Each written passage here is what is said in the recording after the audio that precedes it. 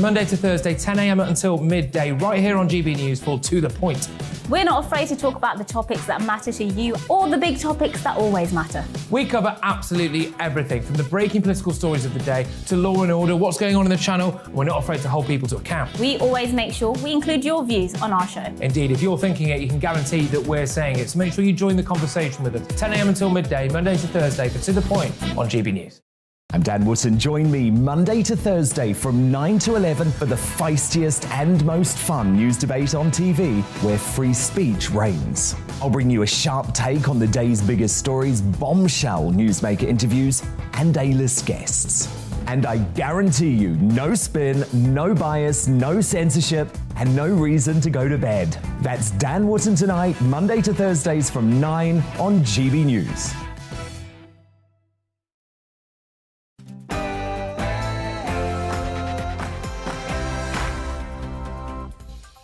Hello and welcome to We Need to Talk About on GB News with me, Alex Phillips, where we get stuck into the big issues of the day. And as per usual, nothing is off the table and no one's going to be cancelled for saying what they think. Keeping me company today is Peter Edwards, former editor of Labour List, a website for news and views on all things to do with the Labour Party. And here's what we are discussing on the show. Hammering out fresh solutions to the cost of living crisis is a priority. That's what Boris Johnson's been telling his cabinet this morning. But can the Tories beat Labour in the battle to be the party for those struggling to make ends meet? Plus, GPs are to vote on shortening their working day by 2.5 hours. What would that mean for the quality of our frontline NHS healthcare? And he's done it. Elon Musk has bought Twitter. Should champions of free speech be popping corks, or are we welcoming in a wild, wild west of unmoderated horror? That's what we're discussing for the next hour. What do you need to talk about? Email me, gbviews@gbnews.uk, or you can tweet us at gbnews. But first, it's time for the GB News headlines.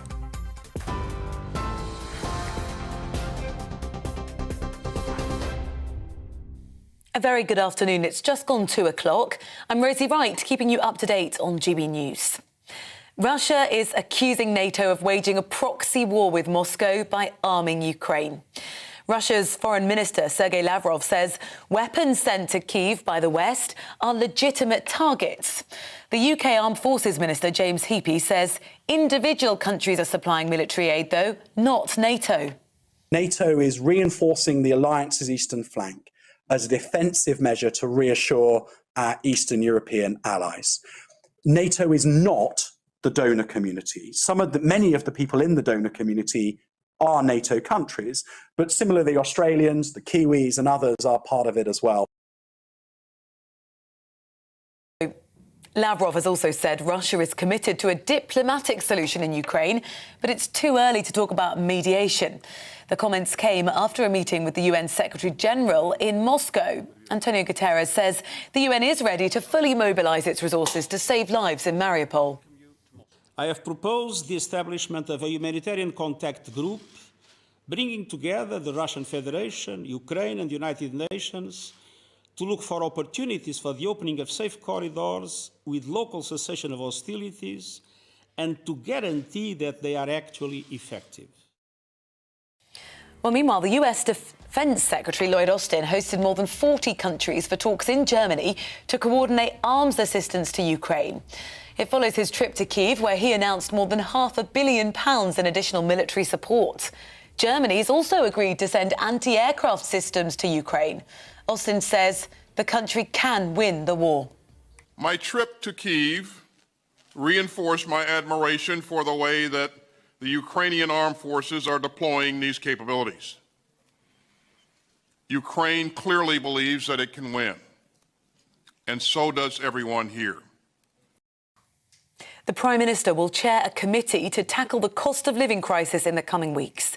Downing Street says a number of ideas were discussed during a cabinet meeting this morning, which will feed into a more formal process. Boris Johnson, who's hinted that parents could receive more childcare support, wants ministers to come up with ways to ease financial pressures on households without having to rely on new government spending. Well, meanwhile, the cost of food is rising at its fastest rate in 11 years. The average household is now spending an extra £271 this year. Data from Qatar shows grocery price inflation hit 5.9% in April. That's the fastest rise since December of 2011. The number of items on promotion has also decreased.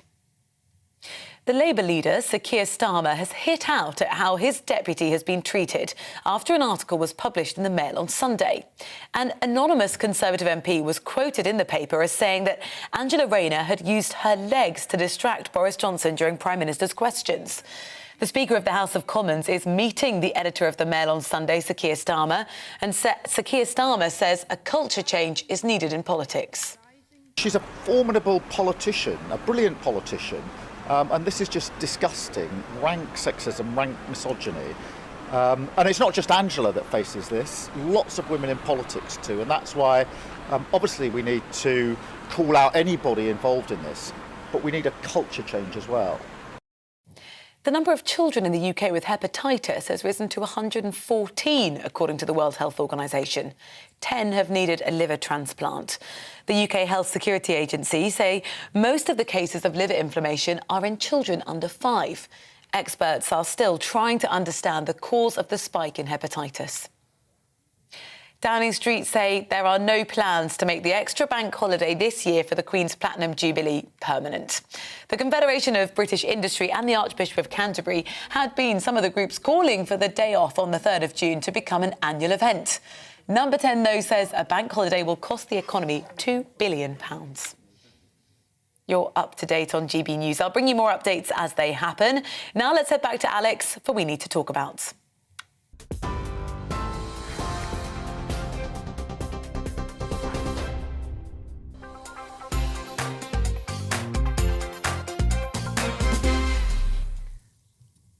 It's often said that Brits are obsessed with class.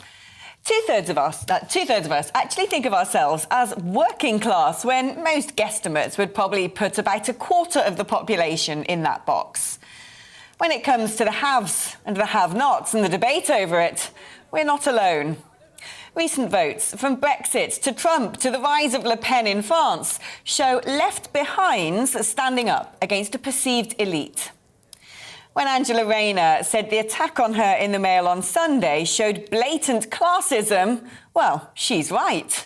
The unattributed quote, "She knows she can't compete with Boris's Oxford Union debating training," makes me want to puke. But I don't think voters care that much about someone's class. We care about what politicians do. Take Trump or Boris. Neither is exactly from the ghetto, but both became working-class heroes. The flipping of the class system from left to right is something we're still trying to understand. Leftism is now the pride of metropolitan cities, while the right has broken the Rust Belt and the Red Wall. Voters probably don't care if Rishi married a billionaire, as long as he's a good chancellor. Boris in the Bullingdon Club, well, he got Brexit done. The rush for politicians to pull pints didn't exactly pull in votes. It's what they do that matters. It's grammar schools, not diversity lessons. It's chip shops instead of Polski schleps. First homes, not second homes. Getting a doctor without going private. The cost of a petrol tank, but not to climate. The weekly shop, not vegan flapjacks. And not getting stabbed in Diane Abbott Park. With a cost of living crisis, Labour seem to be doubling down on tropes. But to do so is surely a major mistake.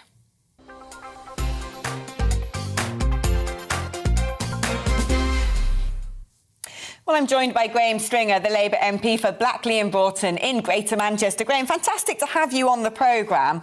Do you think that this sort of class war and the constant tropes of posh Tories is justifiable? Or do you think the focus on Tory privilege and character assassinations by the left is actually having a detrimental effect on Labour? I think what the electorate like is authenticity. They like to believe that people are saying what they themselves believe, not what their political party or the opinion polls suggest would be to their advantage. So, yes, I think that concentrating on somebody's class, I rather agreed with your introduction, that people care what politicians do rather than if they had a pretty expensive education at Eton or whether they came up the hard way. They want to believe that politicians believe what they're saying. Labour made a classic mistake after Gwyneth Dunwoody's death just over 10 years ago. We fought the by-election against a popular local Tory whose family had done a lot of good things, Edward Timpson. And we sent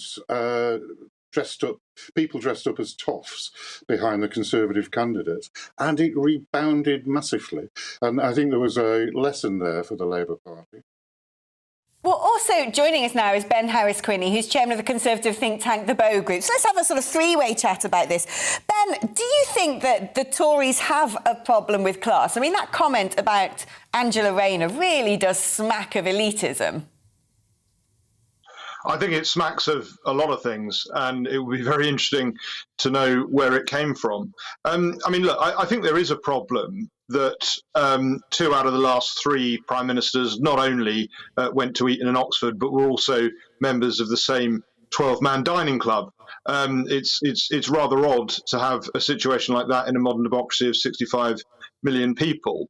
But I do think, when it comes to a figure like Boris Johnson, he absolutely cuts across the class divides. And I think it's quite right what Mr. Stringer was saying, that if you are a character, if you do have authenticity, and if you connect with people, it really doesn't matter which way you came up. You can look at, maybe some other figures in the Conservative Party that perhaps that's not true of, and they don't connect with people from all walks of life. But I think I'm no particular fan of Boris Johnson, but it has to be acknowledged that he does cut across. And I think the fact that he went to Eton and was a buller man, as he would say, is not an impediment to him. Now, Graham, there's a cost of living crisis. People cannot afford to eat. They're having to go to think tanks. We've got the lifting of the energy cap that's going to get worse again in October. So people really aren't going to be able to heat their homes. And yet Labour should be really maxing out on this, you'd think, and snatching support left, right and centre, particularly in that red wall. And polling does show a sort of uptick, but probably not as much as perhaps we should expect. What's going on? Well, I've been out canvassing in the local elections, and the Labour vote compared to the last general election is pretty solid. It seems to me that those people who, for most of their life, had voted Labour, but voted Conservative because of Brexit, have come back. But we are not getting people who might have voted for Tony Blair, but by and large have voted Conservative for most of their lives. And I think there are a number of problems.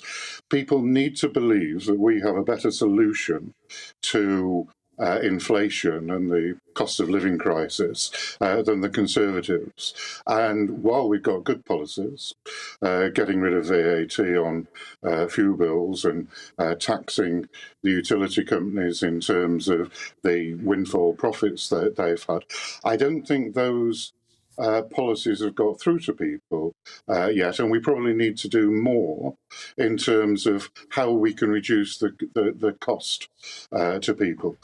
Obviously, we can't stop oil prices going up. They're determined internationally, but we can do things to ameliorate that. I'm not really that much in favour of giving out more benefits because you trap people in the poverty trap. I'm more for dealing with the problem directly by taking so-called green taxes off people's fuel bills. That would help. It won't solve the problem completely, but Labour should be seen to be saying and doing more to take the pain away from people. Food is going to cost more, oil fuel is going to cost more, so are some other things. We need to do what we can to reduce those costs. Now, Ben, it seems to me that I could write the recipe for what would make a successful political party. It seems to be rooted in national pride, aspiration and fairness. And I listed in my introduction a few policies that I think people would get on board with, such as reintroducing grammar schools. Boris Johnson has a solid majority. He got Brexit done. Yes, there was a big pregnant pause with the pandemic. But do you think he is now the man to deliver on that red meat for the red wall that will keep those working class voters loyal to Brexit, Boris? Sadly, I don't think he is, because you need a true believer. And if you look at Boris Johnson's track record when he was Mayor of London, you know, he believes in open borders migration pretty much. He's a liberal. Up until fairly recently, he seemed to believe in the EU. And what's happened with the Conservative Party over the last decade, or a little bit over a decade in their time in government, is that we've had these leaders come through. Cameron promising to be the saviour of conservatism, then being exposed as being essentially another Blairite. The same with May. And I think the same with Boris again. The difference with Boris is that I think he has the charisma and the character to win people over. But that can only go so far. You know, he's been Prime Minister for some time now. And I think the issue is, it's not just what he hasn't done because of the pandemic and all the rest of it. It's many of the things he has done, like net zero. So you can make excuses about, well, the pandemic meant that we couldn't get on with a lot of the things we wanted to do. But it doesn't excuse a lot of the crazy anti-conservative and frankly very unpopular stuff they have been doing. You know, again, the migration levels go up year on year despite these sort of big banner announcements like the Rwanda policy. They continue to print a huge amount of money, raise taxes, increase government spending, do all of these things that are fundamentally unconservative. And I think that there's no real track record there for Boris Johnson that suggests to me, well, yes, but remember that time when he was in office and he did this. The only hope, really, is that he is convinced that the people that elected him want these things, and if he doesn't deliver them, he will lose power. And I think that is true, and hopefully he can be convinced of that. Graham, what is it that seems to happen as soon as someone gets into office, that whatever their brand of politics, I mean, you had Jeremy Corbyn, a renowned old-school Brexiteer, suddenly extolling staying in the EU. Boris Johnson, who wears the labels of Thatcherism, very proudly, putting up taxes, going down the route of net zero to, you know, the horrors of many working-class people. What is it that when a party gets into power, suddenly it just becomes centrist and you couldn't put a cigarette paper between Labour and Conservatives? Well, I think you can put a cigarette paper between Labour and Conservatives, but the pressure of public opinion is felt partly because of programmes like yours and GBNews. There are current affair programmes 24 hours a day, rolling news 24 hours a day, and politicians respond to that. And you have to be very brave and have a clear view of where you're going. As a political party and as a leader of a political party, when pressure and events come on you to say, well, this is what we believe in, this is what we're going to do. I'm a long way from being a Conservative, but it is an extraordinary position, and I think the Conservatives will pay the price. We now have rampant inflation, and we have the highest percentage of tax levels since the Second World War. And while we've had COVID, that is not a complete excuse for these incredibly high levels of tax and public services that, quite frankly, aren't there in some cases. So to answer your question, I think you have to be very tough to be a successful politician and stick to your views and explain what you're doing. And that comes back to the authentic question. People might not like it in the short term, but they re-elected Margaret Thatcher 3 times. I very much did not vote for Margaret Thatcher, but people felt that they knew what she was doing. Clem Attlee, who is often from the other side of the political spectrum, compared to Margaret Thatcher, although he lost his 3rd election, his vote increased because people felt they knew what he was doing and what he stood for. Well, I mean, there are particular problems with the Prime Minister at the moment, in as much as he's got a reputation, well deserved, as being a serial liar. And while that, in my experience, is not coming up very much on the doorstep, I think it's there at the back of people's minds. And basically, he can get away with being a bit of a scamp for a period of time. But people don't really like having the Prime Minister of the United Kingdom known as a serial liar. They are proud of this country, and they want our Prime Minister to be respected internationally. I'm going to go back to you briefly for the final word on this. It seems to me that Graham is advocating for a conviction politician again. I think many people pinned their hopes on Boris because of his authenticity, that he would deliver that and be the sort of brave champion that we've been waiting for decades. Is there anybody in the Conservative Party who can be the flag bearer for the working classes now? There's certainly no point just getting rid of Boris Johnson and then getting another Cameroon in, another Blairite in, because the Conservative Party will lose the next general election if they do that. Even if that person is perceived to be more honest, they won't deliver on the priorities of those people that voted Brexit and backed the Conservative Party in 2019 in a way that they hadn't done for 2 decades. So if it's not going to be Boris Johnson, I think it's going to have to be someone that perhaps embraces that agenda more fulsomely. Perhaps an Esther McVey, a Suella Braverman, a Graham Brady, a figure like that people respect as a small C Conservative and respect as Brexiteers. The idea of having another Remainer back in is absolute madness, and I think that would hand the next 10 years to Labour, really. Ben, Graham, thank you ever so much. Fascinating conversation. Well, I'm joined in the studio by Peter Edwards, who's a former editor of Labour List, an independent website supportive of the Labour Party. Peter, people often say, broadly speaking, that in the United Kingdom, people tend to be socially conservative, but maybe economically centre-left. What's going on with the Labour Party? Who's driving their policy? Because you'd think they'd be able to make hay while the sun shines right now. You've got a cost of living crisis. You've got a Prime Minister steeped in accusations that he's not been telling the truth. And yet, it seems the Labour Party keeps getting bogged down in identity politics, which just doesn't appeal to Workington man. No, I wouldn't say that at all, and I don't really agree with your analysis. Earlier in the discussion, you said there wasn't a cigarette paper between Labour and the Conservatives. That is just not true. We've got a cost of living crisis. To my mind, that's been going on for nearly 12 years under 3 Tory Prime Ministers, living standards decreasing in real terms. And today, the latest announcement is Boris Johnson, he's set up a committee. Well, the whole nation just sighs in exasperation. 12 years of a cost of living crisis. Boris Johnson, he's just broken the law, now he's set up a committee. That is nothing, is absolutely nothing. In terms of Labour's policy offer, it's starting to come through. We've got that proposal for a windfall tax on energy companies, but we could be in for a long parliament. Cast your mind back to where David Cameron was when he was leader of the opposition.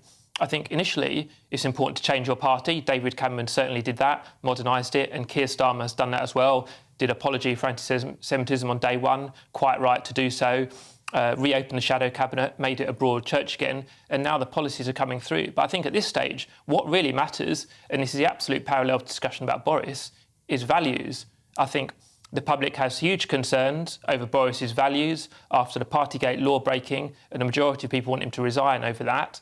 I think they're now getting to know Keir Starmer, and he's, if you like, the complete inverse, not just from the left, but Boris Johnson broke the law. Keir Starmer was Director of Public Prosecutions. He went after the people who broke the law. So I think the more the public get to know Keir Starmer's values, the more they'll like. Peter, thank you. I bet you guys have a lot to say about this. Email me, gbviews@gbnews.uk. You're with GB News on TV and radio. Coming up, GPs are voting on reducing their hours. I'll be asking what that would mean for patients. And just before we get a check on the weather, here's news of a special report from our Home and Security Editor. Join us on GB News tomorrow as we report on these specialist armed ambulances being converted for transit to Ukraine, where they're currently losing 15 ambulances a day. These specialist vehicles have never been more urgently needed. Ambulances for Ukraine tomorrow on GB News. Hello again, I'm Aidan McKiven from the Met Office. Quite a bit of cloud out there at the moment, and much of that will thin and break overnight, allowing clear spells and, in places, a touch of frost by the morning. The reason being high pressure to the north of the UK, and around that high pressure, with the winds going in a clockwise fashion, we're pulling colder air in from the northeast. That's certainly having a notable impact on the east coast this afternoon, with temperatures at 9 to 12 Celsius and a bit of a chilly breeze. A lot of cloud across Scotland, northern and eastern England to begin things, but that tends to disappear overnight, and with lengthy clear spells, still some cloud floating around, but virtually everyone dry, and with those clear spells, well, temperatures will fall away. Mid to high single figures in most places, but in some sheltered spots just below freezing, particularly for parts of Scotland and northern England. So a touch of frost around first thing Wednesday morning, but plenty of sunshine to start things off. And actually, it's looking like a sunnier day for Scotland, for northern and eastern England. Still some cloud here and there, but on the whole, a dry day, a fine day, and with lighter winds, with that sunshine, although temperatures technically will be a degree or two lower than Tuesday, it will feel, I think, a bit more pleasant. Cloud again comes and goes on Wednesday night, but enough clear skies out there to allow a fairly widespread frost, certainly across northern England, for parts of Scotland where we've got those clear skies. Further south, frost a bit more limited. It will be in sheltered spots where we've got the most prolonged clear spells, where we'll see those temperatures dip close to, if not a touch below freezing. So another chilly start to Thursday, but quite quickly it does warm up. And actually we'll have lost that cool easterly breeze in the east coast, so it will warm up here especially. And for the vast majority, Thursday's a dry and bright day. Friday, a bit more cloud around. Saturday, fine.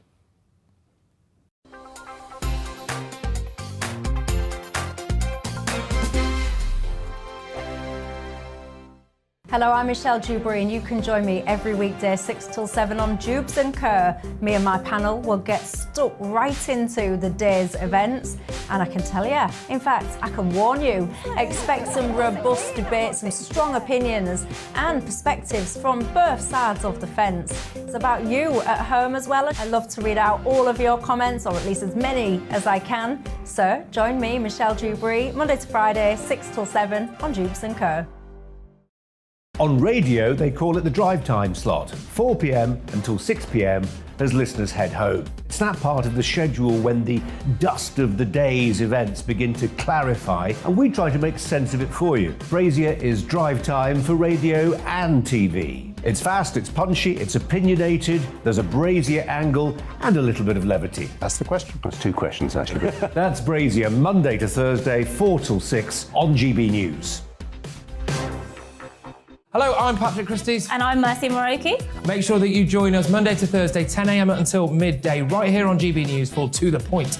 We're not afraid to talk about the topics that matter to you, or the big topics that always matter. We cover absolutely everything, from the breaking political stories of the day to law and order, what's going on in the channel. We're not afraid to hold people to account. We always make sure we include your views on our show. Indeed, if you're thinking it, you can guarantee that we're saying it. So make sure you join the conversation with us, 10 a.m. until midday, Monday to Thursday, for To The Point on GB News. I'm Dan Wootton. Join me Monday to Thursday from 9 to 11 for the feistiest and most fun news debate on TV, where free speech reigns. I'll bring you a sharp take on the day's biggest stories, bombshell newsmaker interviews, and A-list guests. And I guarantee you, no spin, no bias, no censorship, and no reason to go to bed. That's Dan Wootton Tonight, Monday to Thursdays from 9 on GB News.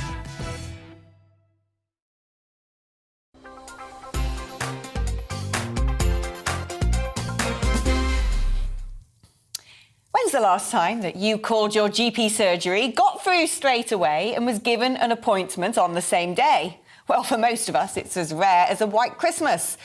But the problem is, most medical conditions don't lurk around until the doctor can see you, and those that do probably should be diagnosed much earlier.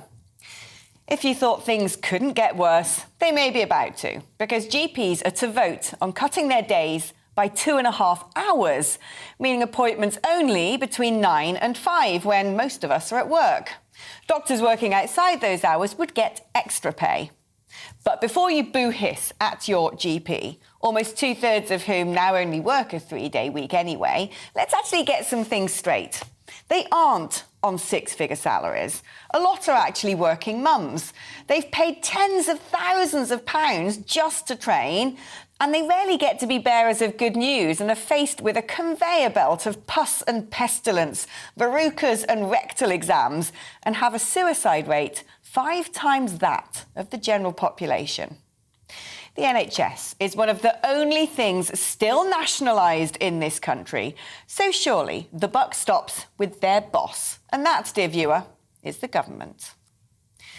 Well, let's speak to Dr. Richard Vaughtry, a GP in Leeds, who joins us now. Richard, fantastic having you on the programme. I mean, what is going on at GP surgeries? Most people's sort of user experience is that it's impossible to get appointments, very difficult just to get through to the receptionist. So now GPs are talking about cutting their hours by cutting their hours by 2.5 hours a day. Yeah, I mean, there's a number of really important issues going on, which patients will be very aware of. GPs are as concerned as their patients that they're not able to get the appointments that they need or want. And that's in part because of the really big increase in the number of people contacting their GP practice. We've seen a huge increase in workload pressures in the last few months. We're seeing and offering more appointments than ever before, and that's not yet meeting the full need of our patients. But at the same time, we've seen a fall in the number of GPs available, either those GPs in the workforce, GPs being trained, GPs staying in the workforce, as well as practice nurses and others. So we don't have sufficient workforce capacity to meet the growing needs of our patients. And I think those two things taken together with the huge backlog in care following the pandemic is having a major impact both on our patients, but also on the well-being of those working in general practice. I mean, is the answer, therefore, to cut GPs' hours? Is the answer to pay them more? Is the answer to lift the cap on the number of medical students we train to make sure more people aspiring to become doctors can? And what on earth can we do to try and retain doctors and stop them jetting off to warmer climes in Australia and so forth, where they might have a better standard of living?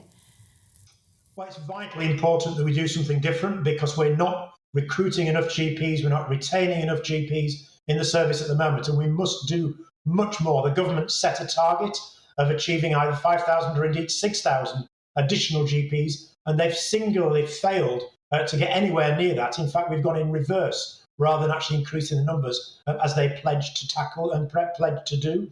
So there is a real need to make it more attractive to become a GP as opposed to other professions within medicine. We only train a limited number of doctors in the UK, and we need to train more. We have seen an expansion of the number of medical school places, which is really good, and more doctors are now choosing to train as a GP, but we're still not training enough to compensate for those who are leaving by the back door and retiring or leaving early because of their workload pressures. So we do need to do much, much more to recruit and retain the GP workforce, because that's the best way to enable us to offer more appointments to see our patients. Dr. Richard Vaughtry, thank you so much for coming on and giving the answers to us from a GP's point of view. You're with GB News on TV and DAB Radio now. After the break, I'll be discussing Elon Musk's Twitter deal. Is it a victory for freedom of speech? But first, it's time for a check on the news headlines.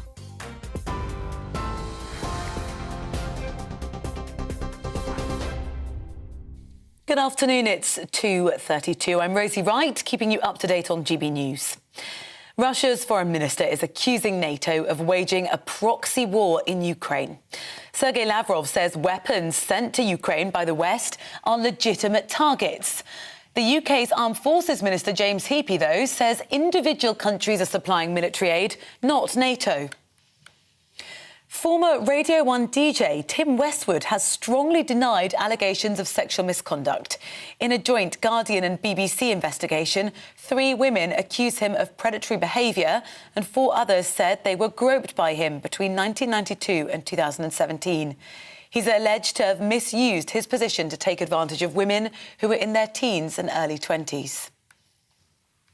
The Prime Minister will chair a committee to tackle the cost of living crisis in the coming weeks.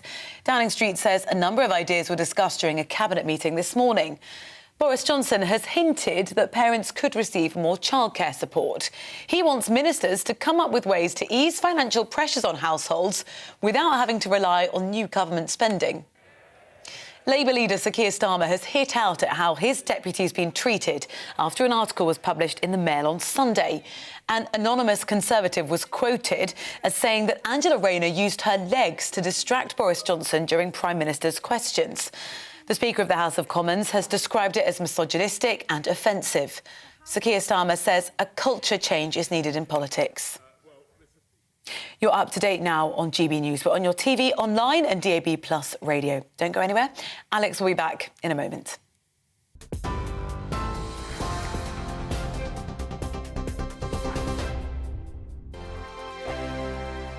Hello, I'm Michelle Dewberry and you can join me every weekday 6 till 7 on Jubes and Kerr. Me and my panel will get stuck right into the day's events, and I can tell you, in fact, I can warn you, expect some robust debates, some strong opinions and perspectives from both sides of the fence. It's about you at home as well. I love to read out all of your comments, or at least as many as I can. So join me, Michelle Dewberry, Monday to Friday, 6 till 7 on Jubes and Kerr. On radio, they call it the drive time slot, 4 p.m. until 6 p.m.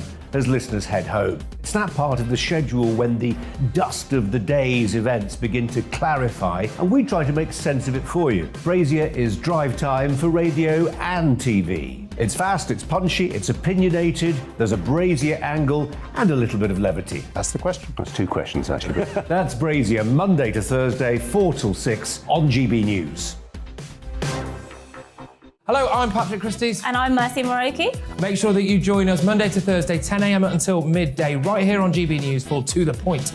We're not afraid to talk about the topics that matter to you, or the big topics that always matter. We cover absolutely everything, from the breaking political stories of the day to law and order, what's going on in the channel. We're not afraid to hold people to account. We always make sure we include your views on our show. Indeed, if you're thinking it, you can guarantee that we're saying it. So make sure you join the conversation with us, 10 a.m. until midday, Monday to Thursday, for To The Point on GB News.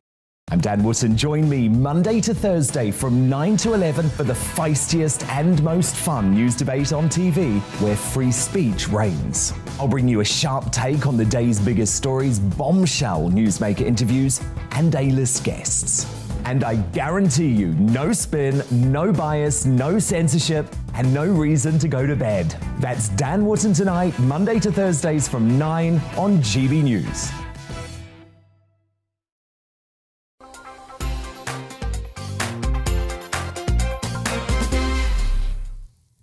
Russia is in a proxy war with NATO. That's the ominous declaration of Sergei Lavrov, the Kremlin's foreign minister, who warned Russia may be prepared to go nuclear to attack the West. Well, it's been a threat that has been repeatedly made since the invasion of Ukraine, as allies arm Kiev to repel Russian forces. But is it really a threat we should take seriously? Or is it buying into Kremlin propaganda, playing Putin's games by swallowing Russian bravado? The warning of James Heapy, the Armed Forces Minister. UN Secretary-General Antonio Guterres is in Moscow today, meeting Lavrov and Putin with little hope of a breakthrough. Despite Russia's invasion clearly not going to plan, Putin has continued to double down, with no sign that he's prepared to walk away. Does this mean a long and costly conflict? Or, as an act of desperation, could Mad Vlad push the big red button? It's a gamble with Armageddon most world leaders aren't willing to take, as the war in Ukraine marks the start of its third month. Surely something has got to give. The big question is what? Well, Dr. Alan Mendoza joins me now. He's the Executive Director of the Henry Jackson Society, which is a foreign policy and national security think tank. Alan, fantastic to have you back on the show. We've heard these warnings from Russia repeatedly, haven't we? That, you know, if NATO do this, we're going to retaliate. We're now hearing that Finland and Sweden might be announcing their application to join NATO next month. Does this show that we're beginning to ignore the Russian threats, and are we wise to do so? Well, the Russian threats so far, aren't really codified in anything approaching, if you like, tangible action. So the Russians saying this and that, threatening nuclear war. I mean, you might say nuclear war is a tangible action, but it isn't really, because the idea they would launch nuclear missiles which would bring destruction upon themselves is just fanciful. So for a threat to really be effective, it has to be a credible deterrent and threat. I think you saw a little more of that when Lavrov was claiming that Russia would shoot down or try to intercept Western arms supplies to Ukraine. But again, that's not the kind of threat that's likely to dissuade us, is it? Given that we want to defend Ukraine as much as possible. So yes, there is always a path and a place for threats in the context of diplomacy and war. But nonetheless, at the moment, the Russians aren't giving us anything really to worry us too much on that score. Well, should we not therefore up the ante? I mean, those who are close to Putin have said that he doesn't seem to be veering away from his plan. His aims and objectives remain the same. He seems to be potentially trying to expand the theatre of war into Transnistria in Moldova. Do we not risk this sort of playing on for years and years and years, tearing up Ukraine in the process, unless the West turn around and say enough is enough and really push back hard? Well, then you might, of course, be the one starting a war, which is a slightly different process. I think I'm all in favour of a tough approach here, but realistically, there are certain paradigms, I think we've sort of forgotten now. The Cold War played out, and here's sort of like a Cold War conflict with one of the sides facing another through a proxy moment. We've forgotten that in the Cold War there were certain rules that you followed. You wouldn't have Americans and Russians going toe to toe, but when the Americans were in Vietnam, for example, the Russians were supplying the North Vietnamese, in some cases even manning some combat operations, on the ground with planes and things like that, in order to damage the Americans. Equally, when the Soviets went into Afghanistan, it wasn't Americans they were facing, but it was American kit that was being used by the local, kind of forces to oppose. So, the powers know what goes on in terms of conflict zones, and they know what is essentially a clear red line beyond which you don't go. Now, you're not going to put troops in on that basis. You might supply more equipment, but there's going to be that game played in that capability about, look, this is plausible deniability, or as close to the line as we can get without crossing it. Your move. And what we're constantly trying to do with the Russians is saying, it's your move. If you want to attack us, then that's your business to start the war. We're not going to attack you, and we know where the red lines are. But how does this play out? I mean, roll the clock forward, 6 months, 6 years. I can't put a duration on it, but where are we going to end up? Because I get the impression Russia can't walk away without some kind of scalp. Well, that seems to be the case, obviously, from Putin. But of course, don't forget, Putin controls all the propaganda in Russia. So as a result, he might be able to declare a victory on something that we wouldn't necessarily recognise as a victory, a fudge, if you like. Now, I think a fudge is your best bet to get out of this quickly. I think he's got a date coming up. We all know the 9th of May, the Victory Day parade in Moscow. He would love to be able to roll out some kind of victory for then, which might presage an end of the war. Now, that would, of course, depend on him either being able to actually present a real win or something that would look, credible from his side to do there. So I think we're all waiting, aren't we, for the impact of the Russian offensive that's going to be starting, we believe, in the east of Ukraine soon. And that's going to be the key determinant. How far does that get? Does it give him enough room for a victory? If it doesn't, you're right, he's going to need to hang on until he gets something. And that could be a very long and very costly war, both for Russia, Ukraine, but for all of us. Dr. Alan Mendoza, Executive Director of the Henry Jackson Society, good friend of this programme. Fantastic to have you back on. Well, let's go back to Peter Edwards, former editor of Labourist.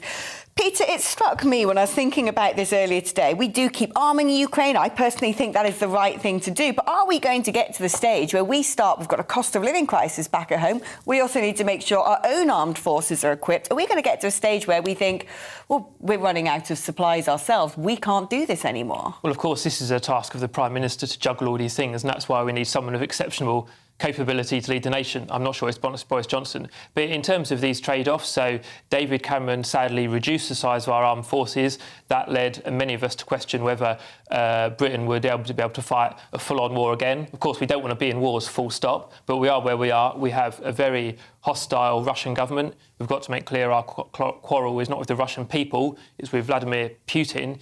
In terms of what happens next, I think financial sanctions, right thing to do. Supplying lethal aid, right thing to do. Ambulances, as we've seen this week, being painted in a Cyrillic alphabet sent to Ukraine, the right thing to do. I don't think it should come down to a trade-off between sending military kit to Ukraine or preserving it for Britain. I just think we have to be better and bigger and broader shouldered than that. Remember, we're in NATO. NATO is, by definition, an alliance. NATO is not acting corporately in Ukraine. We're acting as individual states, as James Heapy said. But it's entirely possible that we carry on supporting Ukraine while keeping Britain safe. We spend an awful lot of money and defence, and those two things should not be mutually exclusive. Peter, thank you. Well, he's done it. No, he hasn't launched a rocket ship through a black hole and out the other side, breaking the laws of space and time. But he has managed to buy Twitter, something that looked equally as improbable, even for the richest man on Earth. I am, of course, talking about Elon Musk, whose purchase of the social media platform has led to a galactic outcry, with the terrified howls of the woke Twitterati at the prospect of a new Trump tweet echoing at the outer edges of the Milky Way. But will a new boss mean a new era for the app when it comes to free speech? Or under the autonomy of algorithms, will the computer simply say no? And do we really want a totally unmoderated Wild West of opinion anyway? Answers in 140 characters, please. Well, let's speak to Emma Webb, who's a journalist, broadcaster, free speech campaigner and a friend of the show. Emma, I mean, I've been thinking about this. I've been quite excited about Elon Musk buying Twitter. I must admit, when the news came through late last night, I gave a little yip for joy. But when it comes to free speech, the idea of it being ad nauseum, I find quite terrifying, which leads to the question of who controls it, who sets the rules, and then who interprets those rules. I think this is fantastic news, and Elon Musk has been outspoken in his support of what some people would probably describe, and probably he would describe himself as libertarian views when it comes to freedom of speech. And he's been quite clear that his intention in buying Twitter in this way and putting in this bid in the first place was to try and save what he's described himself, and many people have as well, as the new public square. That is what Twitter has become, and he believes that this is something that is important to the future of democracy, that all views can be shared on that platform.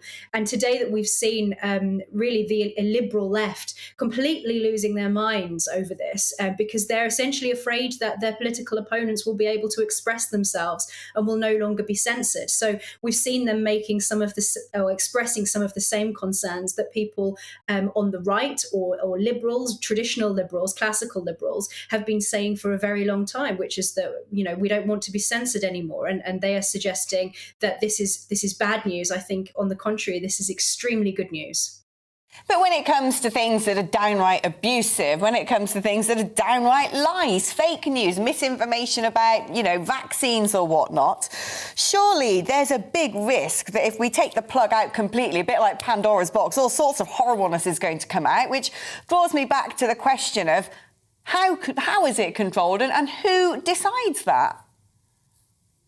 The term misinformation is actually very often misused and can be used against people's political opponents. Very often things that are described as being misinformation turn out not to be in the end. Like, for example, when Twitter made the decision to take down the New York Post just before the American elections because they'd put up a story about Hunter Biden's laptop. And that was something that could have quite seriously impacted people's decisions when they were casting their votes. So one of the issues here is that actually what we very often see is that Twitter isn't evenly handed when it comes to people expressing views from different political perspectives. So we'll see, people issuing rape threats and other threats against people, for example, gender-critical feminists, and allowing people like the Taliban to be on Twitter, but then removing people like Donald Trump. So ultimately, it's the company who decides this. But what Elon Musk is saying is that this should be an open marketplace for free speech and for ideas to be discussed freely. And because what we're seeing at the moment is an uneven-handedness when it comes to the ways that not only the algorithms, which he wants to be open source and transparent, not only the way the algorithms, but also the way that Twitter itself makes decisions about what sorts of speech can be aired on their platform. Emma, you're a delight, and we love you airing your thoughts on this platform. Before you go, what's your Twitter handle? It's Emma_A_Webb. There you go. She's a great person to follow, so get on. Click on Emma and hear more wonderful things she has to say. That's Emma Webb. Well, Peter Edwards, former editor of Labourlist, is still with me. Peter, what do you make of Musk buying Twitter? Do you think it's great and this is going to herald a new era in sort of a greater transparency about the algorithm? Or do you think that maybe he's a bit of a sort of shock jock character himself and, well, a bit frightened of what may be to come? I'm certainly alarmed. I mean, clearly Elon Musk is a very clever and innovative guy, but the idea of having, quote unquote, more free speech on Twitter, i.e. less moderation, is a bit worrying. You know, think about the rape threats sent to Labour MPs like Stella Creasy, the death threats sent to MPs of all parties. There already seems to be a gross lack of moderation on Twitter. So actually, I think those are the things that are more important, perhaps, than Donald Trump. And Donald Trump is just another man who says things on the media that aren't true. And I just want to raise one other point, because this show and much of the media is increasingly global. Twitter has about 300 million users, and the population of the world, I think, is just over 6 billion. So around 99% of the world are not on Twitter. And if you live in China, they have a, I think, social media platform, I think, called Weibo or Weibo, which is not just completely huge, but it dominates people's minds, and Twitter doesn't. So we've got to be clear. I think Twitter informs what goes on in politics, and it informs what goes on TV news, which is itself very important. But vast chunks of the world are not on Twitter and have never been on it and never will be on it. You're on Twitter? Yep. And your handle? It's Edward's Economy, and I think my last tweet was probably prehistoric. Oh, well, maybe don't follow you then, or get back in the game. Well, I am, of course, at that Alex Woman, and I always like playing on Twitter, so do give me a follow if you are so minded. Now, here is a list of things that I hate. People that let their dogs jump up at you. The phrase, off of. Posh people all going on holiday to the same places every year. Everything to do with the Kardashians. Anybody who mindlessly blocks a thoroughfare to check their phone. The idea that semi-skimmed milk is the standard choice. And Twitter ribbons, whatever the course. Of course, today's pick of misanthropic news gripes is now to come. It is time for the Alex Agenda.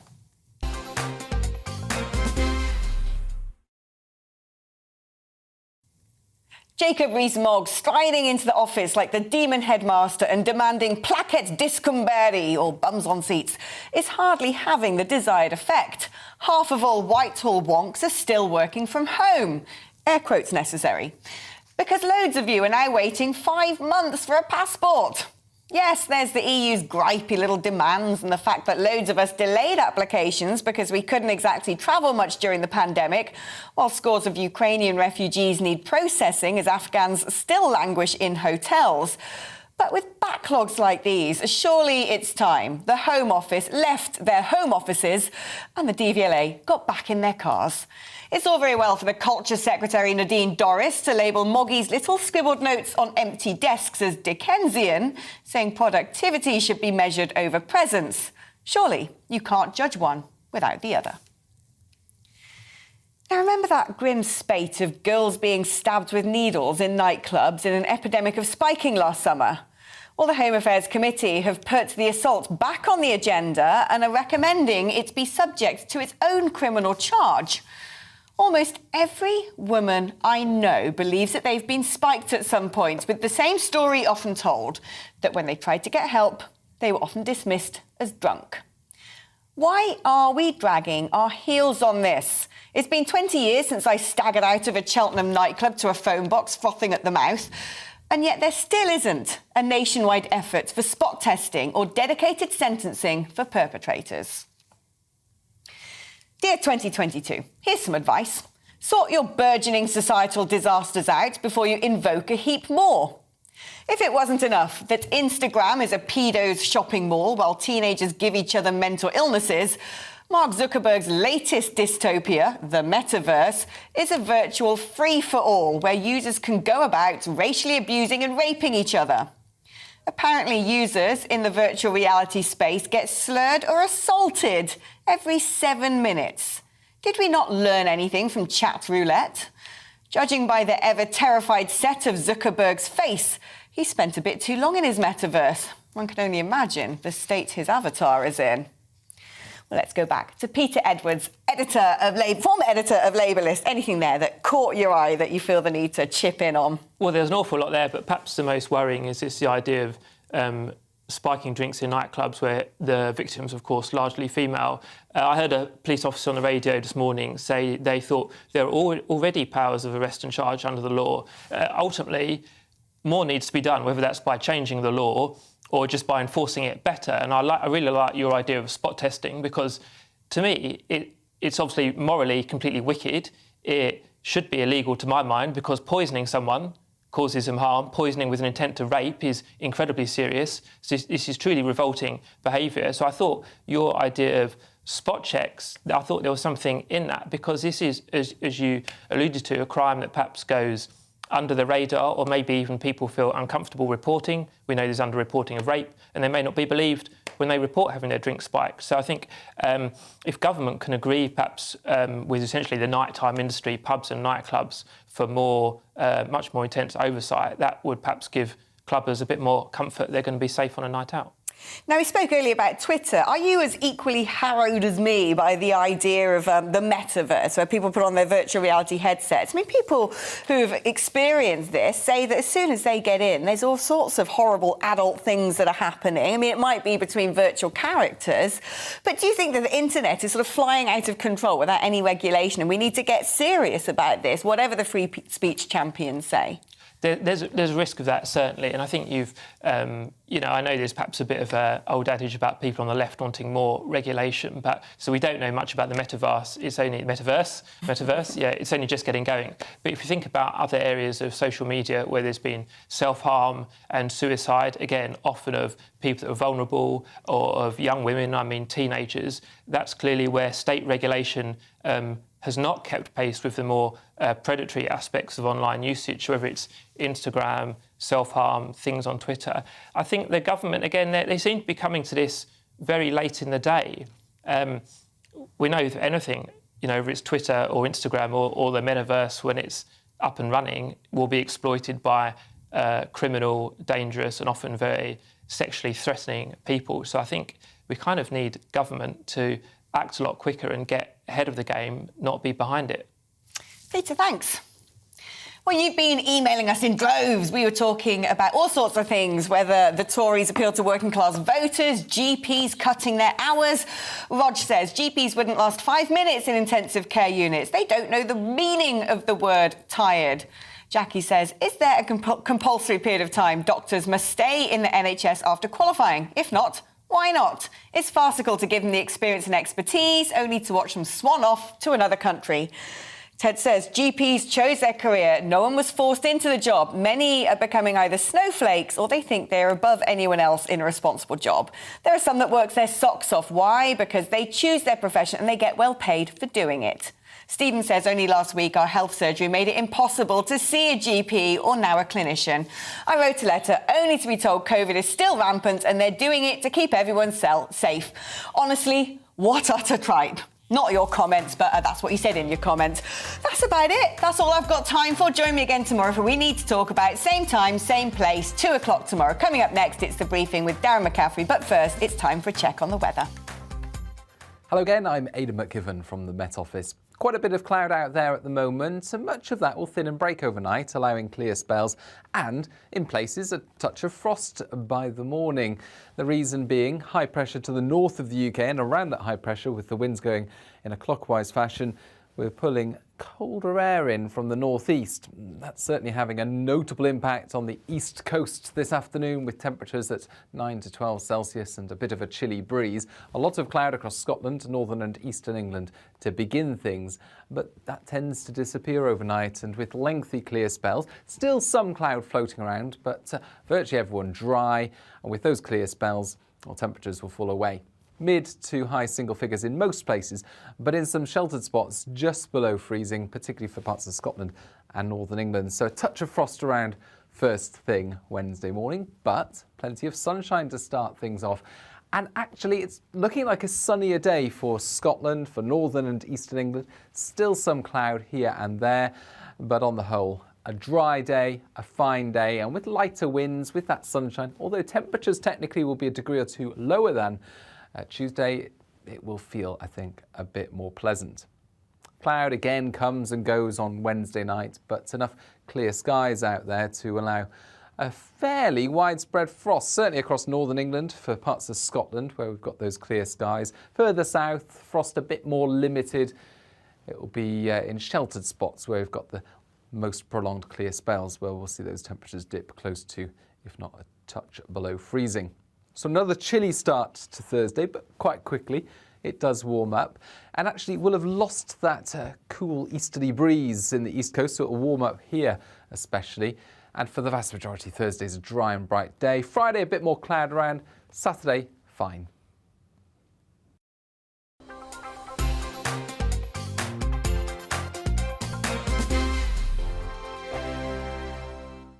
Hello, I'm Michelle Dewberry and you can join me every weekday 6 till 7 on Jubes and Kerr. Me and my panel will get stuck right into the day's events, and I can tell you, in fact, I can warn you, expect some robust debate, some strong opinions and perspectives from both sides of the fence. It's about you at home as well. I love to read out all of your comments, or at least as many as I can. So join me, Michelle Dewberry, Monday to Friday, 6 till 7 on Jubes and Kerr. On radio, they call it the drive time slot, 4 p.m. until 6 p.m. as listeners head home. It's that part of the schedule when the dust of the day's events begin to clarify, and we try to make sense of it for you. Brazier is drive time for radio and TV. It's fast, it's punchy, it's opinionated, there's a Brazier angle and a little bit of levity. That's the question. That's two questions, actually. That's Brazier, Monday to Thursday, 4 till 6 on GB News.